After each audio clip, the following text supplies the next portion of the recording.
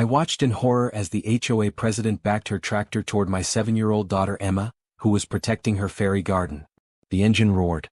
Emma screamed. When the dust settled, my little girl lay broken and bleeding. Margaret Henderson had no idea she just destroyed the district attorney's daughter. Before watching full story, comment below from where you watching. Also like and subscribe for more stories.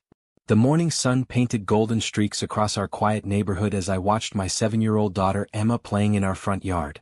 She was building a small fairy garden near the sidewalk, her tiny hands carefully placing colorful stones and flowers she had picked from our backyard. Her blonde curls bounced as she worked, and her bright blue eyes sparkled with concentration. She hummed a little song she had learned at school, completely absorbed in her magical world of tiny houses and miniature bridges. "Daddy, look," she called out, holding up a small purple flower. "The fairy queen will love this one. It matches her dress." My heart swelled with love watching her innocent joy. Emma had always been a dreamer, creating elaborate stories about the fairies who would visit her garden at night. She would leave them tiny offerings of berries and flower petals, checking each morning to see if they had been moved. I never imagined that this peaceful morning would turn into the most terrifying day of my life. I never thought that someone could be so cruel as to destroy a child's dreams and hurt an innocent little girl over something so beautiful and harmless. Emma had been working on her fairy garden for weeks. Every day after school, she would run outside with her little pink watering can and tend to her creation. She had saved her allowance money to buy special miniature furniture from the craft store, tiny wooden benches, a small bridge made of popsicle sticks, and even a miniature windmill that actually turned in the breeze. The garden sat just inside our property line, a harmless display of childhood creativity that brought smiles to everyone who passed by. Mrs. Johnson from next door often stopped to chat with Emma about the new additions to her fairy world. The mailman, Mr. Rodriguez, always took a moment to admire Emma's latest creations and ask about the fairy families who lived there. Even the teenage boys from down the street, who usually seemed too cool to notice anything, would slow down on their bikes to see what Emma had added to her magical garden. She would beam with pride as she explained each tiny detail, how the fairies used the bridge to cross the river made of blue glass stones, how they held tea parties on the miniature picnic table, and how they danced around the little toadstool she had painted herself. Our neighborhood had become a little brighter because of Emma's innocent joy and creativity. Children walking to school would stop to look at the fairy garden, and parents would smile as their kids begged for their own fairy gardens at home. But not everyone appreciated Emma's innocent project. Not everyone could see the beauty in a child's imagination. Margaret Henderson, the HOA president, had been circling our house like a vulture for months. She was a woman in her early 60s with sharp features, cold gray eyes, and an even sharper tongue. Her silver hair was always pulled back in a severe bun, and she wore the same expression of disapproval that seemed permanently etched on her face. Margaret ruled our neighborhood with an iron fist, armed with a thick book of HOA regulations that she quoted like scripture and a deep hatred for anything that didn't fit her vision of suburban perfection. She drove around the neighborhood in her white SUV every morning at exactly 8 a.m., looking for violations like a police officer on patrol. Over the years, Margaret had terrorized countless families in our community. She had forced the Williams family to repaint their house 3 times because the shade of beige wasn't regulation approved. She had made Mrs. Peterson remove her beautiful rose bushes because they grew 2 inches taller than the approved height limit. She had even threatened to fine the Johnson family because their 7-year-old son had left his bicycle on their own front porch overnight. But Margaret's cruelty wasn't limited to property violations. She seemed to take special pleasure in targeting families with children, as if the sound of laughter and play disturbed her vision of a sterile, perfect neighborhood. The Chen family had been forced to remove their children's swing set because it was deemed too colorful and not in keeping with neighborhood aesthetics. The Martinez family had received multiple violations for their children's chalk drawings on their own driveway, which Margaret claimed were graffiti that lowered property values. Margaret lived alone in the largest house on our street, an imposing 2-story colonial that she kept as cold and unwelcoming as her personality. She had no children of her own, no pets, and seemingly no friends. Her yard was perfectly manicured but completely lifeless. No flowers, no decorations, nothing that might bring joy or beauty to the world. It was as if Margaret had forgotten what it meant to be human, what it meant to find happiness in simple pleasures and innocent dreams. 3 weeks earlier, Margaret had knocked on our door with her usual scowl and her clipboard of complaints. It was a Saturday morning, and Emma had been outside watering her fairy garden while singing a Disney song at the top of her lungs. The sound of childhood happiness seemed to physically pain Margaret. "That garden needs to go," she had declared without any greeting, pointing a manicured finger at Emma's beloved creation. "It's not approved landscaping according to HOA Guidelines Section 4.7.3. Decorative elements must be submitted for architectural review and approved by the board before installation." I had remained calm despite my growing irritation with this woman's pettiness. "Mrs. Henderson, it's just a child's project. A few flowers and some toy furniture. Surely it's not hurting anyone." Her cold gray eyes had narrowed to slits. "Rules are rules, Mr. Thompson. This neighborhood has standards to maintain. Property values depend on consistency and conformity. Your daughter's display is a violation that affects every homeowner on this street." I looked past her to where Emma was carefully arranging tiny pebbles around a miniature fairy house, completely oblivious to the adults discussing her fate. She was humming softly, lost in her innocent world of magic and wonder. "It's on our property," I had pointed out, "and it poses no harm to anyone. If anything, it brings joy to the neighborhood. I've seen other children stop to admire it, and their parents smile watching them." Margaret's face had twisted with disgust. "Joy?" she spat. "Mr. Thompson, this is a residential community, not a playground. We have regulations for a reason. Remove it by the end of the week, or face the consequences." "And what consequences would those be?" I had asked, my voice taking on the edge I used in court when dealing with particularly difficult witnesses. "Fines," she had replied with obvious satisfaction. $50 per day until the violation is corrected. And if you continue to refuse compliance, we can place a lien on your property and eventually force you to sell." The threat had been clear, but I was not easily intimidated. As a district attorney, I was well versed in law and regulations. I knew that our property rights protected Emma's small garden, and the HOA had no legal ground to force its removal, especially when it caused no actual harm to anyone. I had politely but firmly declined, knowing that Emma's garden brought her such pure happiness. Every morning she would run outside in her pajamas to check on her fairies. Every evening she would tell us elaborate stories about the adventures they had during the day.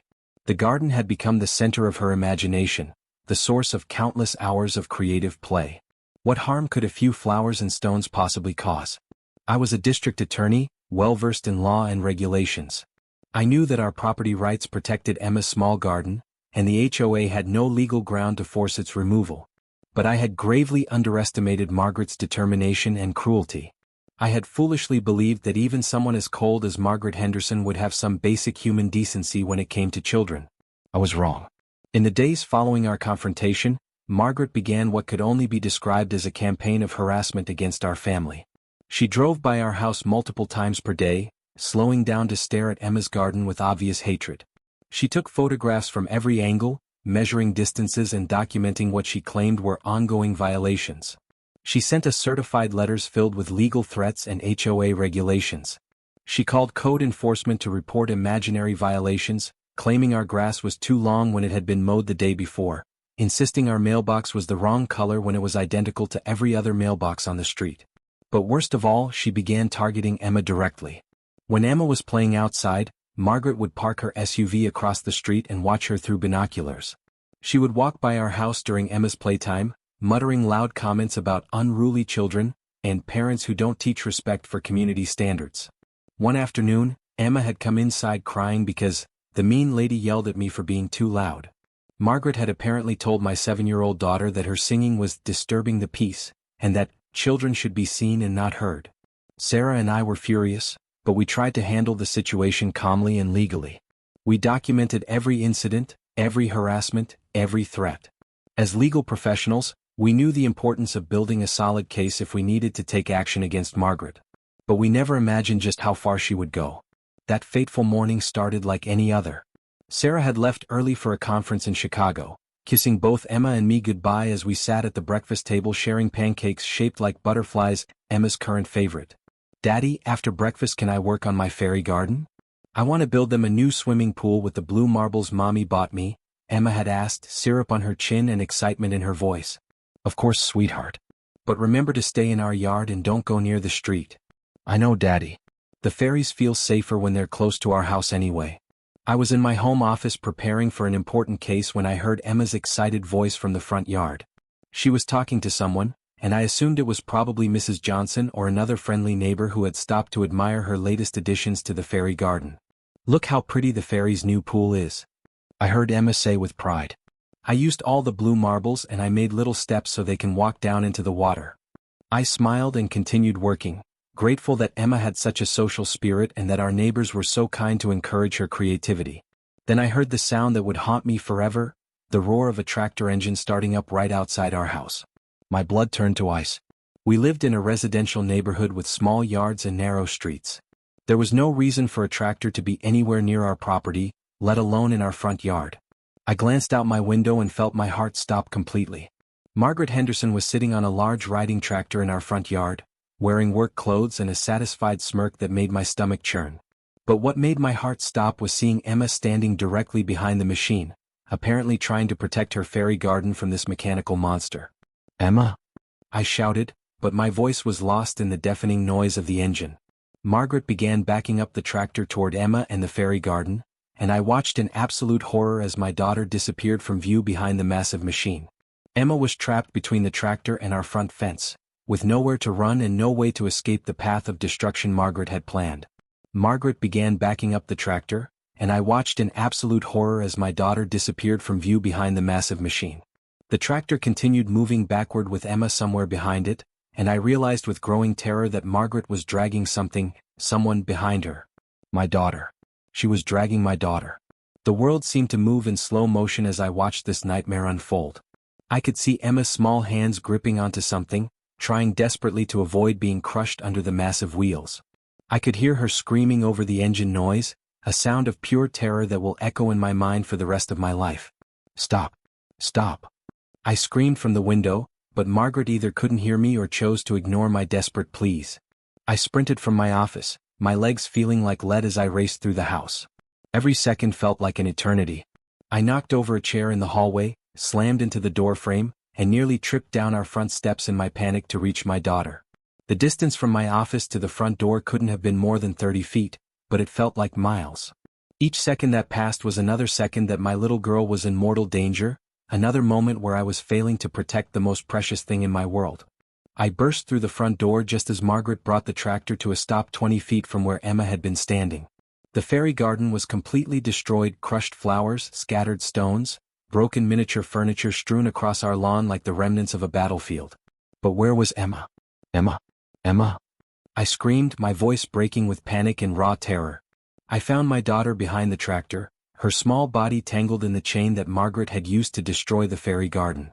Emma was conscious but terrified, dirt and tears streaking her beautiful face. Her left arm was bent at an unnatural angle, and scrapes and cuts covered her legs where she had been dragged across the rough ground. Blood was seeping through her torn clothes, and her eyes were wide with shock and pain. But she was alive. My precious baby girl was alive. "Daddy," she whispered, her voice so small and broken that it shattered my heart into a million pieces. I dropped to my knees beside her, my hands shaking as I carefully assessed her injuries. "It's okay, baby. Daddy's here. You're going to be okay." Margaret climbed down from her tractor with casual indifference, brushing dirt from her work clothes as if she had just finished a routine yard maintenance task. She surveyed the destroyed fairy garden with obvious satisfaction, nodding approvingly at the complete devastation she had caused. "Well, that garden is finally gone," she said matter-of-factly, her voice devoid of any emotion or concern. She spoke as if she hadn't just traumatized a child, as if destroying a 7-year-old's dreams was just another item to check off her daily to-do list. She looked at Emma lying injured on the ground and showed no remorse, no shock, no basic human compassion. If anything, she seemed pleased with the results of her handiwork. The rage that filled me in that moment was unlike anything I had ever experienced in my life. This woman, this monster, had just injured my daughter over some flowers and toy furniture. She had shown such callous disregard for a child's safety, such deliberate cruelty toward an innocent little girl, that I could barely contain the fury burning through my veins. Every instinct I had as a father screamed at me to grab Margaret by the throat and make her pay for what she had done. I wanted to shake her until she understood the magnitude of her actions, until she felt even a fraction of the terror and pain she had inflicted on my child. But Emma needed me more than my anger needed satisfaction. My daughter was hurt and scared, and she needed her father to be strong and calm and protective. "You just hurt my daughter," I said, my voice deadly calm despite the storm of rage and terror raging inside me. Each word was measured and controlled, but carried the weight of every threat I had ever made in a courtroom. Margaret shrugged. She should have moved when she heard the tractor. I gave her plenty of warning. Warning? She's 7 years old. Old enough to follow simple instructions, Margaret replied coldly. Maybe next time you'll think twice before ignoring HOA regulations. I wanted to say more, to unleash the full force of my fury on this heartless woman, but Emma needed medical attention immediately. Her injuries were clearly serious, and every second we delayed could mean the difference between full recovery and permanent damage. I dropped to my knees beside my daughter, my hands shaking as I carefully assessed her condition. Her left arm was definitely broken. I could see the unnatural bend in her forearm where the bone had snapped. The scrapes on her legs were deep and filled with dirt and debris from being dragged across the ground. But most heartbreaking of all were her eyes. Those beautiful blue eyes that had always sparkled with joy and mischief were now filled with pain, confusion, and fear. "Daddy," she whispered, her voice so small and broken that it shattered my heart into a million pieces. "Daddy, it hurts so much. Why did she hurt me? I was just trying to save my fairy houses." I gathered her as gently as possible into my arms, careful not to jar her broken arm or worsen her other injuries. She felt so small and fragile, my brave little girl who had always seemed so strong and fearless. "It's okay, baby. Daddy's here." "You're going to be okay," I whispered, kissing her forehead and trying to keep my voice steady despite the tears streaming down my face. "We're going to go to the hospital and the doctors are going to fix your arm and make you feel better." "But my fairy garden," Emma sobbed, looking at the destruction scattered across our lawn. "All my fairy houses are broken. Where will the fairies live now?" The innocence of her concern, even in the midst of her own pain, made my heart break all over again. Here was my daughter, seriously injured and traumatized, and she was worried about the imaginary fairies who lived in her garden. "Daddy, why did the mean lady hurt me? I was just fixing my fairy garden." My heart broke all over again. How do you explain such senseless cruelty to a child? How do you make sense of an adult who would harm an innocent 7-year-old over something so trivial? "I don't know, sweetheart," I whispered, kissing her forehead. "But I promise you, Daddy is going to make sure she never hurts anyone again." The drive to the hospital was the longest 20 minutes of my life. Emma drifted in and out of consciousness, and I found myself praying to every deity I could think of. Please let her be okay. Please don't let there be permanent damage. Please let my baby girl recover from this nightmare. At the emergency room, the medical team immediately took Emma for X-rays and treatment. I paced the waiting room like a caged animal, my mind racing between worry for my daughter and plans for Margaret's prosecution. As a district attorney, I knew exactly what charges to file, but as a father, I wanted justice that went far beyond what the legal system could provide. Dr. Sarah Martinez, the attending physician, finally emerged with news. Emma had a broken arm, multiple contusions, and severe emotional trauma, but no life-threatening injuries. The relief I felt was overwhelming, but it was quickly replaced by renewed anger when I realized the extent of my daughter's suffering. "Mr. Thompson," Dr. Martinez said gently, "Emma is asking for you. She's been very brave, but she's scared and needs her father." I found Emma in a hospital bed, her arm in a cast and her face pale but alert. She reached for me with her good arm, and I held her as carefully as possible, whispering words of comfort and love. "Daddy, I don't understand why she hurt me," Emma said, her voice barely above a whisper. "I was being good. I was just watering my flowers." "I know, baby. You didn't do anything wrong. Sometimes there are mean people in the world who make bad choices. But you are safe now, and I'm going to make sure nothing like this ever happens again." Over the next few hours, as Emma slept under the influence of pain medication, I made the necessary phone calls. First to my wife Sarah, who was attending a conference in another state. She broke down crying when I explained what had happened and immediately booked the next flight home. Emma had developed a fear of tractors and loud machinery. She refused to play in the front yard and had nightmares several times a week. Sarah and I arranged for counseling sessions with a child psychologist who specialized in trauma recovery. Dr. Jennifer Adams worked patiently with Emma, using play therapy and gentle conversation to help her process what had happened. Slowly, gradually, our brave little girl began to heal emotionally as well as physically. "Emma is remarkably resilient," Dr. Adams told us during one of our sessions. "Children have an amazing capacity for recovery, but this type of trauma can have lasting effects if not properly addressed. The fact that she has such strong family support is crucial to her healing process." One evening, about a month after the incident, Emma came to me with a drawing she had made during art therapy. It showed a little girl with a broken arm standing next to a destroyed garden, while a large woman on a tractor loomed in the background. But in Emma's drawing, There was also a superhero figure, clearly meant to be me, standing protectively in front of the little girl. "Daddy," she said softly, "Dr. Adams says that sometimes bad things happen to good people, but that doesn't mean we stop being good. She says you're my hero because you're making sure the mean lady can't hurt other kids." I hugged her gently, tears streaming down my face. Despite everything she had endured, my daughter still believed in goodness and justice. Her innocence had been damaged but not destroyed, and her faith in me gave me the strength to continue fighting for her. The trial began 2 months after the incident. Margaret had hired one of the most expensive defense attorneys in the state, but no amount of legal maneuvering could change the facts of the case. The evidence was overwhelming: security footage, medical records, witness testimony, and Emma's own heartbreaking account of what had happened. I presented the case personally, putting every ounce of my legal expertise and paternal fury into the prosecution. The jury saw the security footage of Margaret callously dragging my daughter behind her tractor. They heard the medical testimony about Emma's injuries. They witnessed the impact on our family through tearful testimony from Sarah and me. But the most powerful moment came when Emma herself took the stand. Despite her young age, the judge allowed Emma to testify with special accommodations. She sat in a small chair next to the witness stand, with her favorite stuffed animal for comfort, and told her story in her own innocent words. "The mean lady came with her big tractor," Emma said, her voice steady despite her nervousness. "I was trying to fix my fairy garden because some of the flowers were dying.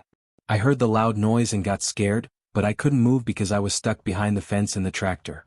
She described how Margaret had never spoken to her, never warned her to move, never showed any concern for her safety. Emma's testimony was devastating in its simplicity and honesty. "Did the lady say she was sorry after you got hurt?" my co-counsel asked gently. Emma shook her head. "No. She just said my garden was finally gone. She seemed happy that it was broken." There wasn't a dry eye in the courtroom. Even some of the hardened court staff were wiping away tears as this brave little girl recounted her ordeal. Margaret's defense tried to paint her as a dedicated community leader who had simply made an error in judgment. They argued that Emma should have moved when she heard the tractor, and that Margaret couldn't have known a child was behind the machine. But the security footage told a different story. It clearly showed Margaret looking directly at Emma before starting the tractor. It showed her deliberate and reckless operation of the machinery. Most damning of all, it showed her complete lack of concern after Emma was injured. The jury deliberated for less than 2 hours before returning with guilty verdicts on all charges. Margaret Henderson was convicted of assault in the second degree, reckless endangerment of a minor, destruction of property, and child endangerment. At sentencing, I was allowed to present a victim impact statement on behalf of Emma and our family. I stood before the court, looking directly at Margaret as I spoke. "Your Honor, the defendant's actions changed our family forever. She didn't just break my daughter's arm, she broke her sense of safety and security. Emma still has nightmares about tractors. She's afraid to play in our front yard. She asks me every day why someone would want to hurt her over some flowers." I paused, my voice thick with emotion. But what disturbs me most is that Margaret Henderson has shown no remorse. She has never apologized to Emma. She has never acknowledged the pain she caused. Even now, after being convicted by a jury of her peers, she sits there with no apparent understanding of the gravity of her actions. The judge sentenced Margaret to 3 years in prison, with the possibility of parole after 18 months. She was also ordered to pay restitution for Emma's medical expenses and psychological treatment, and to have no contact with our family upon her release. As the bailiff led Margaret away in handcuffs, she finally showed some emotion, but it was anger, not remorse. She glared at me with pure hatred, as if I were somehow to blame for her predicament. Justice had been served, but our journey toward healing was far from over. The civil lawsuit came next. Margaret's homeowner's insurance initially tried to deny coverage, claiming her actions were intentional rather than accidental. But with the criminal conviction as evidence, they eventually agreed to a substantial settlement that would ensure Emma's future medical and psychological needs were covered. More importantly, the HOA board voted unanimously to remove Margaret as president and revoke her membership. The new leadership immediately rescinded all of Margaret's arbitrary rules and issued a formal apology to the family she had harassed over the years. 6 months after the incident, Emma's cast finally came off. Her arm had healed perfectly, and she was eager to regain full use of it. But the emotional healing took longer. We continued with therapy sessions, and slowly Emma began to reclaim her confidence. She started playing in the front yard again, though always with one of us nearby. She even expressed interest in starting a new garden, though she wanted it in the backyard this time. "I still want to make a home for the fairies," she told me one day, "but maybe they would like the backyard better. It's more private there." Her resilience amazed me. Despite everything she had endured, Emma still believed in beauty and magic. Her spirit had been tested but not broken. A year later, Emma's new fairy garden in our backyard had become the envy of the neighborhood. Children from all over came to visit and add their own touches to the magical display. Emma had turned her trauma into something beautiful, creating a space where other children could experience the joy and wonder she had always found in gardening. Margaret was released on parole after serving 14 months in prison. True to the court's orders, she had no contact with our family, and we heard through neighborhood gossip that she had moved to another state. Good riddance. The incident had changed all of us, but in some ways it had made us stronger. Emma learned that bad things sometimes happen to good people, but that doesn't mean we stop being good. Sarah and I learned that we would do anything to protect our daughter and seek justice when she was wronged. As for the neighborhood, Margaret's removal had transformed the entire community. Families felt free to express themselves without fear of harassment. Children played more freely in their yards. The oppressive atmosphere that had hung over our streets for years was finally lifted. Emma, now 8 years old and thriving, sometimes asks me about that terrible day. She wants to understand why someone would hurt a child over something so innocent as a fairy garden. "Daddy," she asked recently, "do you think the mean lady ever feels sorry for what she did?" I considered my answer carefully. "I don't know, sweetheart. Some people find it very hard to admit when they're wrong, even when they hurt someone. But what matters is that you know you didn't deserve what happened to you, and that Daddy and Mommy will always protect you." "I know," she said, hugging me tight. "And I know that even when bad things happen, there are still good people who help make it better." She was right. In the aftermath of Margaret's attack, our community had rallied around our family. Neighbors brought meals during Emma's recovery. Friends offered support and testimony for the trial. Strangers sent cards and flowers when they heard about the case. For every Margaret Henderson in the world, people who use power to intimidate and harm others, there are dozens of good people willing to stand up for what's right. Emma's story had reminded our entire community of that truth. Today, as I watch Emma playing happily in her fairy garden, surrounded by friends and filled with laughter, I'm reminded that justice isn't just about punishment. It's about healing, growth, and ensuring that the innocent are protected from those who would do them harm. Margaret Henderson thought she could intimidate a child and her family with no consequences. She was wrong. She discovered that when you hurt someone's child, especially when that someone is a district attorney, justice will find you. But more than that, she learned that communities can stand together against bullies and tyrants. That children's innocence is worth protecting. That fairy gardens and childhood dreams matter more than arbitrary rules and petty power. Emma's fairy garden was destroyed that terrible day, but what grew in its place was something even more beautiful. A community united in protecting its children, a family strengthened by adversity, and a little girl who learned that good people will always fight for what's right. The fairies, I'm sure, approve.